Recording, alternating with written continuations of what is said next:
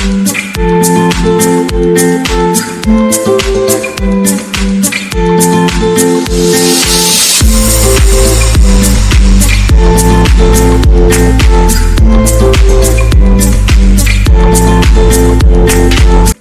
Everyone, welcome back to my channel Hena story. আজকে আমি তোমাদেরকে দেখাবো ফ্রাইড রাইস রেসিপি। তো ফ্রাইড রাইস বানানোর জন্য আমি চালটাকে সবার প্রথমে এখানে ভালো করে ধুয়ে নিচ্ছি। আর দেখতে পাচ্ছ জলটা কতটা ঘোলা হয়েছে, তার জন্য চালটাকে ভালো করে ধুয়ে নেবো যতক্ষণ না চালটা সাদা হয়ে আসছে।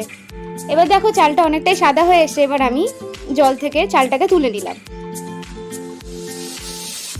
এবার জলটা গরম হয়ে গেলে তার মধ্যে চালটা দিয়ে দেবো সেদ্ধ হওয়ার জন্য।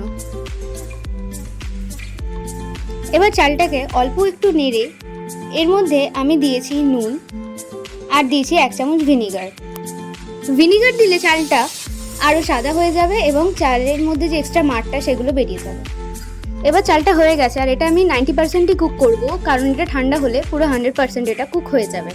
ততক্ষণ এটা ঠান্ডা হোক, তারপর আমি সবজিগুলোকে কেটে নেবো। এখানে আমি নিয়েছি গাজর, বিন আর ক্যাপসিকাম। এবার এগুলোকে আমি ভালো করে কেটে নিয়েছি। কাটার পরে একটা কড়াইয়ে সাদা তেল দিয়েছি, আর এটা আরও বেশি টেস্টি করার জন্য তার মধ্যে দিয়েছি 1 চামচ ঘি। তো সবজির মধ্যে সবার প্রথমে আমরা গাজরটাকেই ভেজে নেব, আর গাজরটা হালকা ব্রাউন হয়ে গেলে তার মধ্যে আমি বিনসটা দিয়ে দিলাম। এবার আমি এটাকে দুটোকে ভালো করে ভেজে নেব। এবার ভাজা হয়ে গেলে তারপর আমি এর মধ্যে ক্যাপসিকামটা দিয়ে দিলাম।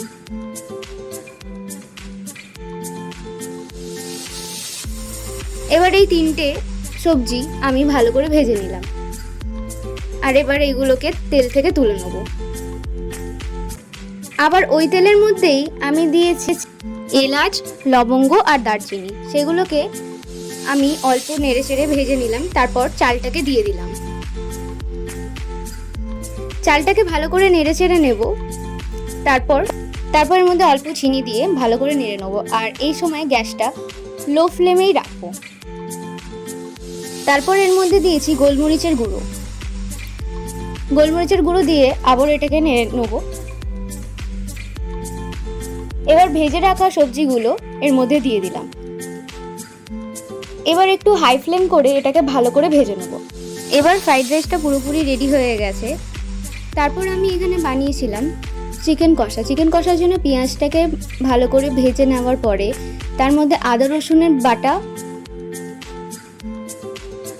জিরে গুঁড়ো, হলুদ গুঁড়ো আর গুঁড়ো লঙ্কা গুঁড়ো দিয়ে একটু নেড়ে চেড়ে তার মধ্যে মশলাটা হালকা কষা হয়ে যাওয়ার পরে আমি দিয়েছিলাম গোলমরিচ গুঁড়ো দেওয়ার পরে আবার মশলাটাকে ভালো করে কষে তার মধ্যে আমি চিকেনগুলোকে দিয়ে দিয়েছিলাম। আমার চ্যানেলে আরও অনেক রেসিপি ভিডিও আছে, সেইগুলোর লিঙ্ক আমি এখানে দিয়ে দেবো, আপনারা চাইলে সেগুলো গিয়ে দেখতে পারেন। তারপর আলু দিয়ে দিলাম, আর আলু দেওয়ার পরে একটু নেড়ে তার মধ্যে স্বাদ মতো নুন দিয়ে দেবো। নুন দেওয়ার পর এটাকে ঢেকে দেবো। তারপর আমাদের চিকেন কষা রেডি।